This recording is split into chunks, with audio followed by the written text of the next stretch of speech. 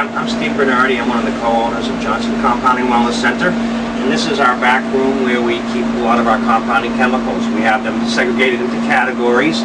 We have external preparations, which is very important not to mix your external things with your internal things. And then these are a bunch of the different bulk chemicals that we use on a daily basis to custom compound the many different prescriptions we make every day based on doctor's orders.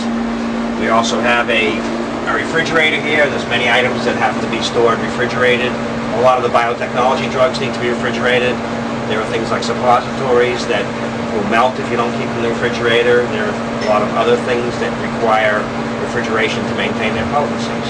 And then through here is what's called the anteroom. The anteroom is where people scrub, sort of like before surgery, if you would. This is where they gown up, and then after that they sort of put their hand over a wand because they can't even touch the door, and then they go in the clean room and make the orders. So when we decided to become a compounding-only pharmacy, we had to build a sterile clean room.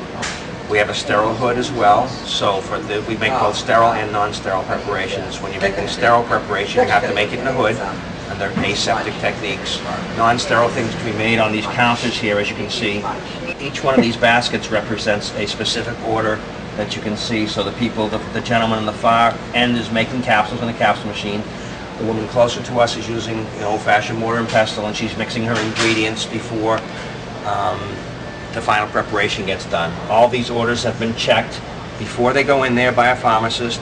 They are checked again while they're in there, and then in the final step is they come back out and they're checked a third time. So there's a whole series of checks and balances that are really important to the safety of the patient. Compounding goes back to the very roots of pharmacy.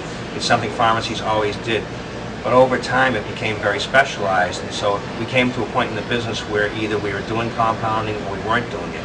And so we decided to make a change in our business model, and we became a compounding-only pharmacy, which means that we don't fill a traditional prescription that you can get filled at a chain store or at another independent pharmacy. We don't fill anything that's pre-made.